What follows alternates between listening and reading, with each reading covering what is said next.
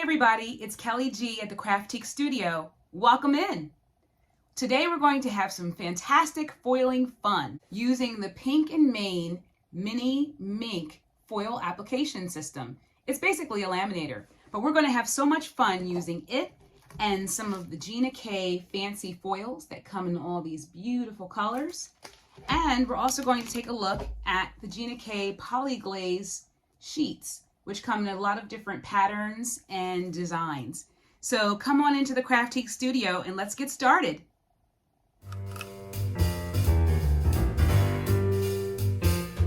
I am always excited to get new toys, and this is no exception. Meet the Pink and Main Minc Mini machine. This is a machine that is made specifically for foiling, but it basically is a laminating machine. And as you can see here, it has several different settings for the level of heat from 0 to 5. 0 meaning no heat and 5 meaning the highest level of heat. And you would probably use 5 for a very thick cardstock or chipboard that you wanted to foil. But for the most part, we're going to be using setting number 3. That's what I've seen most of the designers use for their products. So to use the Minc machine, it's very simple. You just flip over the back and turn it on.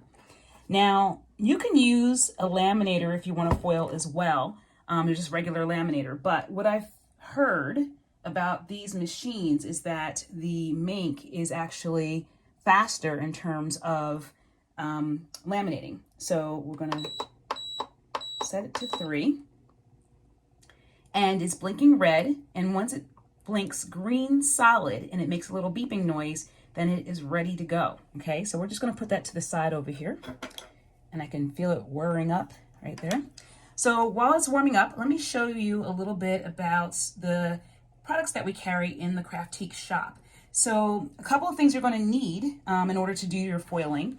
One is a carrier or transfer sheet, and this is basically just a piece of paper or piece of plastic, so to speak, folded in half. Now, if you don't want to purchase the carrier sheets, by the way, the Minc does come with one, but if you wanted to use something around your house, parchment paper would be a good idea, or copy paper, and you would just cut it and fold it in half. This looks to be like a 6x6, so I would probably make a 6x6 transfer folder. And then the other thing you're going to need, which you probably have around the house, is a dry microfiber cloth or like a dust cloth. And then now the fun stuff. So the way that the heat transfer system works is that you would have different sheets. And here's an example of what Gina K offers, and this is called Poly-Glaze.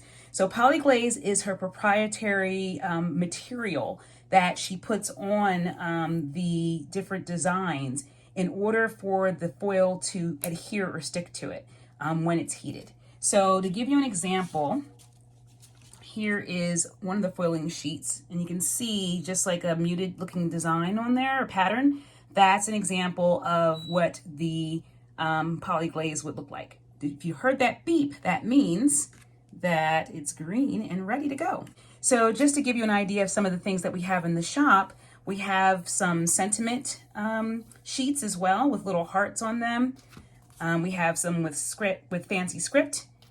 This is, if you watch Gina's videos, Gina K's videos, she just did a video using these two, the grungy leaves and the skeleton leaves.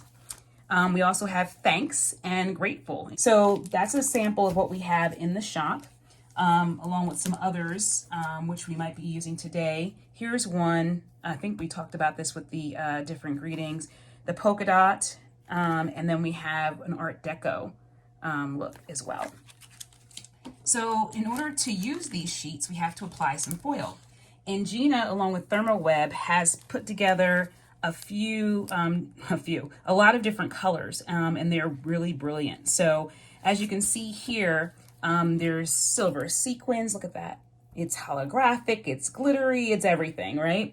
Bubblegum, which is like a metallic color. So you can see my reflection there, my glittery shirt that I wore for the occasion. And she also has others that are similarly luminous. So you either get like a metallic finish or some type of a glittery finish with designs on them. This one has sequins. You can see that with the holographic look. So a lot of really beautiful colors and patterns are available in the store. So let's get started. We have our Poly-Glaze sheet in Art Deco. We have our foil sheet in silver sequin. And the other two items here are the transfer sheet, which is basically a plastic sheet that's folded. It's probably a 6x6 page. You can either use the one that comes with the Minc. We have some separate ones that you can purchase in the store, as well as a piece of parchment paper we'll also do, or copy paper. We also have this Swiffer, or you can use any type of microfiber dust cloth. And the reason why we need this is because this surface is naturally staticky, and you probably can't see it, but there's a lot of little particles that can kind of get caught in here. So think about like the glitter and all the dust that kind of accumulates on your desk in the craft room. So we just want to give it a little wipe and get rid of all of those pieces, because when you run this through the laminator with the foil sheet, any pieces of plastic or dust or glitter or anything will also become affixed to the foil sheet as well as the card. And you don't want that to happen and ruin your image. So I just want to give a nice little wipe. And then we want to also wipe the underside of the foil for the same reason. Okay. So now we're going to make our sandwich. And the rule of thumb is to leave about 1/4 of an inch of a margin on all sides so that there's enough coverage. Let's see.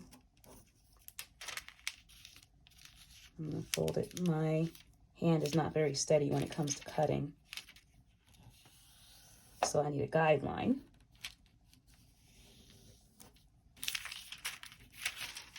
That's better.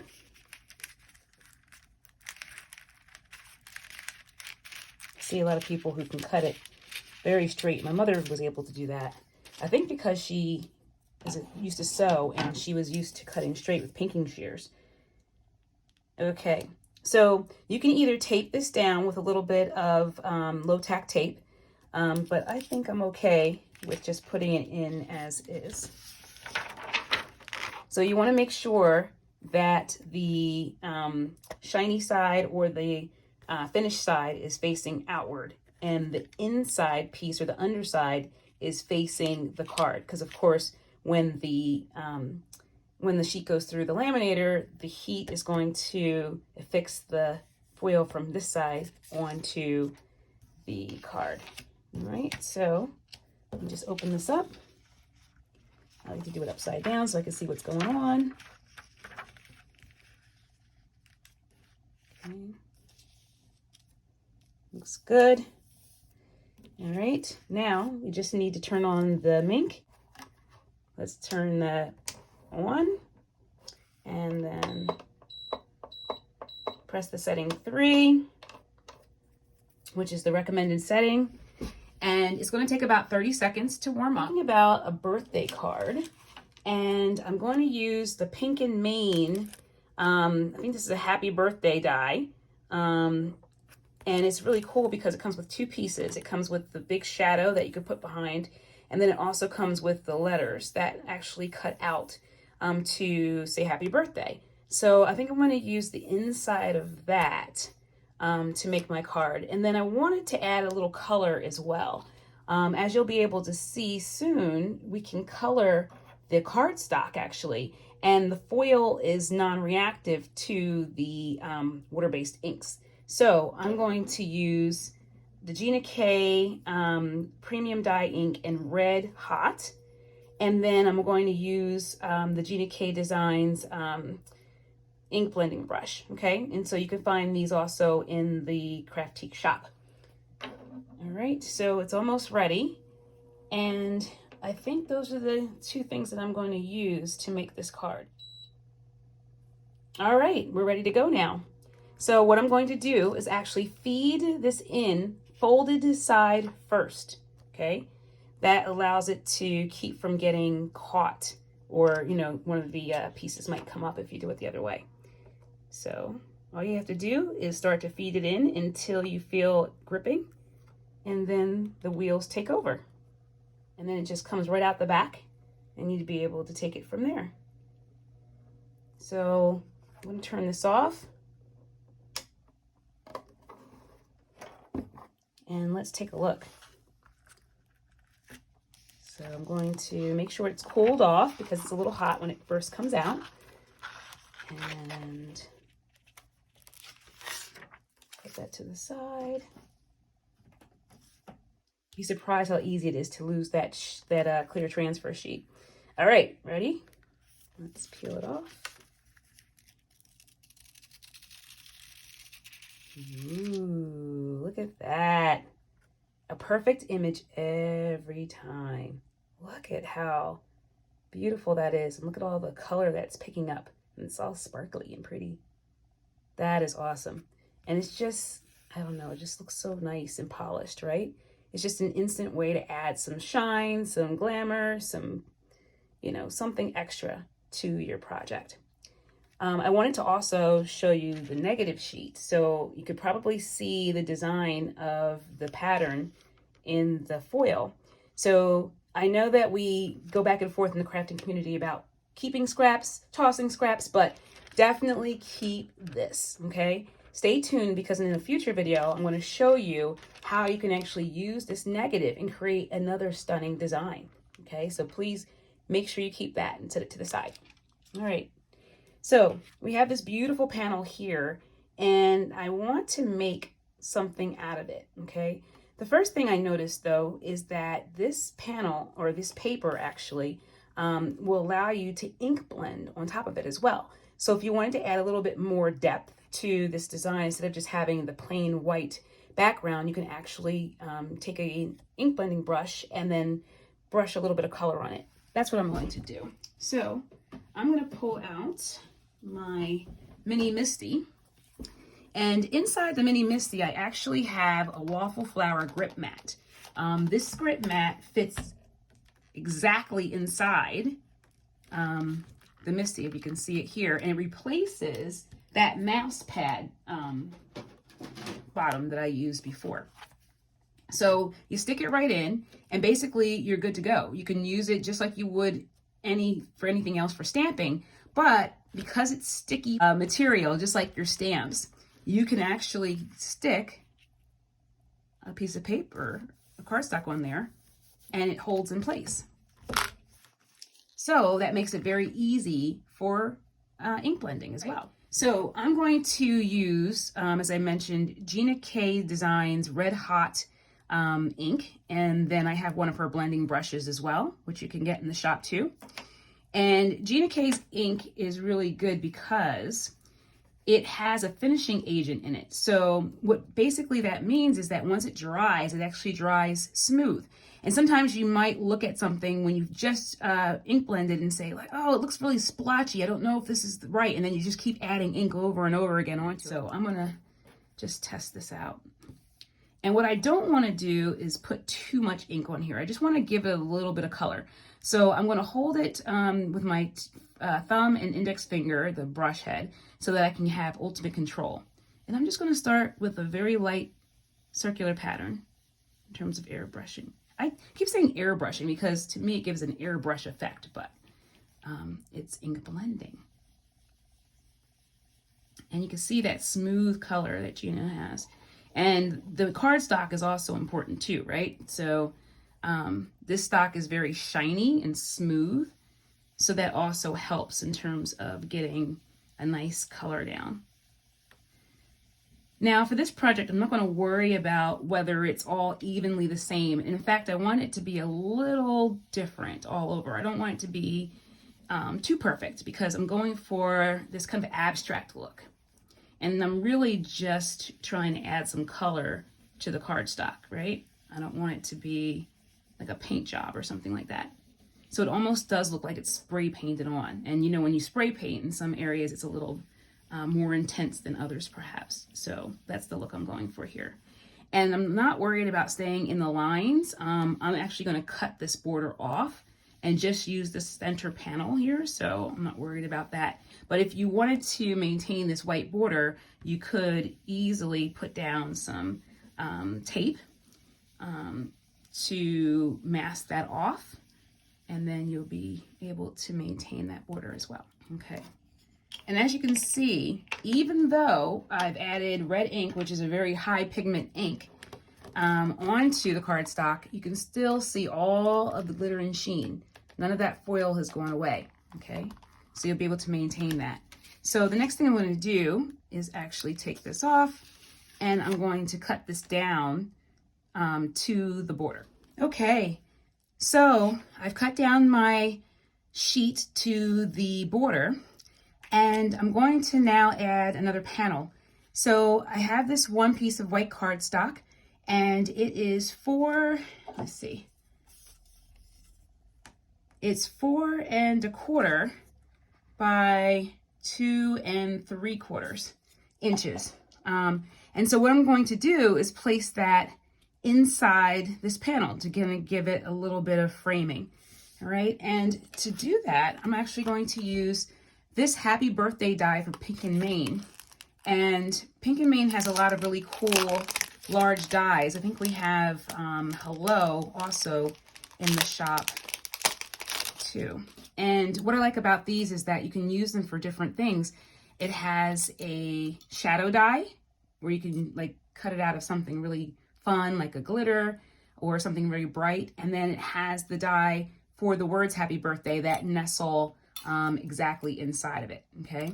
But what I'm going to do is actually use the negative of it in this case, okay? So when you cut the negative, one thing you need to realize is that you want to save all the little pieces that come out in between, because you're going to use those actually later. So let me get a piece of paper here so you can see the contrast when we do that and keep track of them. And I'm going to cut this out. The other thing that you want to make sure of is that you line this up the way you want it, because since you're using the negative space, you want to have it centered properly, right? Okay, so I'm going to do that. And add my tape.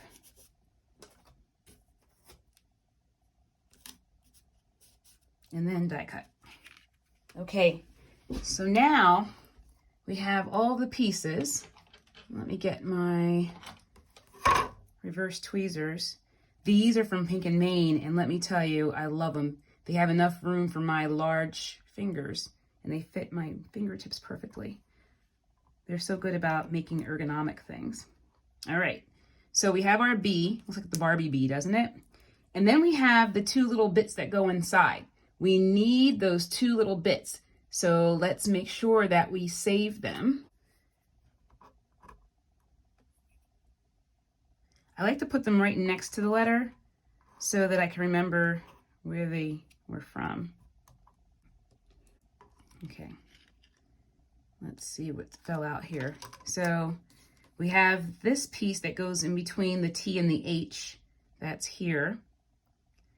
And then we have the D and the A, which is, so T, D, and A. All right. Now let's get the rest of those pieces.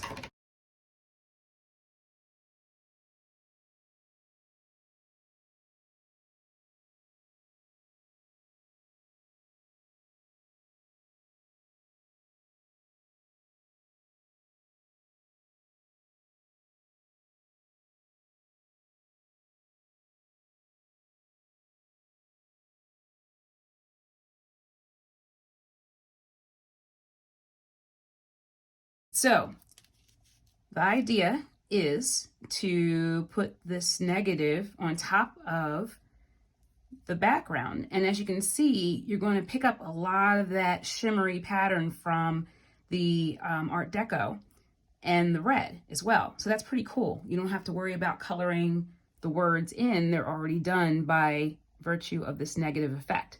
All right. So what I would recommend is that we pop this up first on foam tape and then go in after and add all the details, because that way you won't have to worry about messing it up or making a mistake, okay? For taping, I use the Altenew foam tape roll. This is a really thick roll, and I like the consistency and the height that it gives to all my projects. Now you could just buy different strips and things, but I prefer just to cut this down and use it with different sizes the way that I want, and know that all of the heights of the tape, no matter what shape I cut it into, will be consistent for this project. So I'm just cutting it down the middle into a strip, and then I also use that as the basis for the longer sides, and then I can use smaller pieces to get in those nooks and crannies there. And you want to make sure that you get all of those pieces taped so that you don't have them kind of hanging off the side or have them pressed in too far or not far enough when you completed your project. So as you can see here, I'm just taping all of the pieces down, and I want to make sure that I get a firm press on all of those pieces as well, so that they'll show up properly at the end. Before I remove the backing, I just wanted to press the plate up against the background just to make sure that all of the pieces, even those tiny little nooks and crannies, were properly supported and that they had phone tape underneath them. After that, I took off all the backing from the tape, and then we'll be ready to stick it on. Okay. So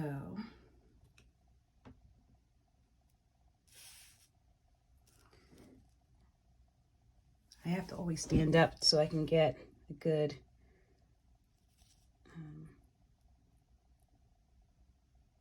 eye on it.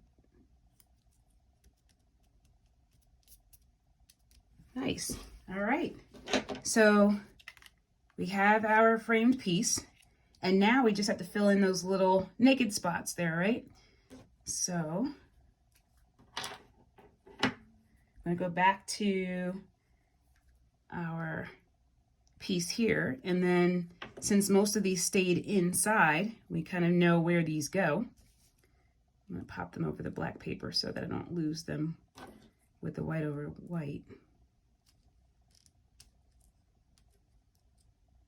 And that little Y piece there.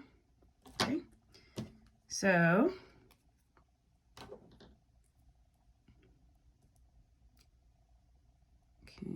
and you can keep this here as a guide just so that you have a sense of like, how did this go again? There we go. Now I'm going to just glue all the individual pieces into the holes of the letters, keeping in mind what the original die cut looks like, and using that as a guide to determine where all of the little pieces go, so that I will make sure that I won't miss a piece and that it looks exactly like it's supposed to look. Okay. So, looks pretty good. All right, we're gonna let that dry a little bit. And again, in true fashion, you can save these pieces because they could be used in another project, and who knows, you might see them turn up again sometime soon. So save those pieces too. Okay, now it's dry. We can get a sense of the dimension and the texture